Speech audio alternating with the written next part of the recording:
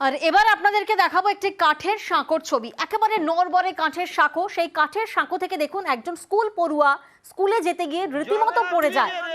সেই ছবি আপনাদেরকে দেখাচ্ছে। আর এই যে কাঠের সাঁকোর ছবি আপনাদেরকে দেখাবো, সেই সাঁকো কিন্তু প্রায় 5 বছর আগে মেরামত করা হয়, আর তার মধ্যেই বেহাল অবস্থা।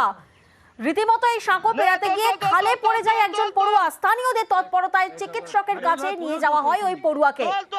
সাইকেল নিয়ে আসছিল মনে হচ্ছে।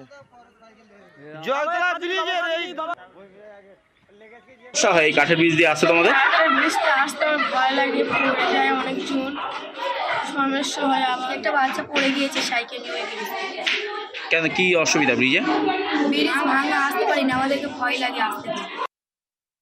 দেখুন, এটা একটা অত্যন্ত দুর্ভাগ্যজনক এবং দুঃখজনক যে স্টুডেন্টরা একটা সেতু থেকে পড়েছে, আহত হয়েছে। শুধু স্টুডেন্ট নয়, যে কোনো মানুষ যদি ওখান দিয়ে পড়ে দুর্ঘটনা ঘটে, এটা আমাদের কাছে একটা অত্যন্ত কষ্ট এবং দুঃখের। এই সেতুটা অলরেডি টেন্ডার হয়ে গেছে। যে এজেন্সি কাজটা পেয়েছে হয়তো ওয়ার্কার পায়নি। ওয়ার্কার পেয়ে গেলে খুব তাড়াতাড়ি কাজটা শুরু হবে এবং এলাকাবাসীর যে সমস্যা, যে দুর্ভোগ, আশা করি খুব তাড়াতাড়ি মিটবে।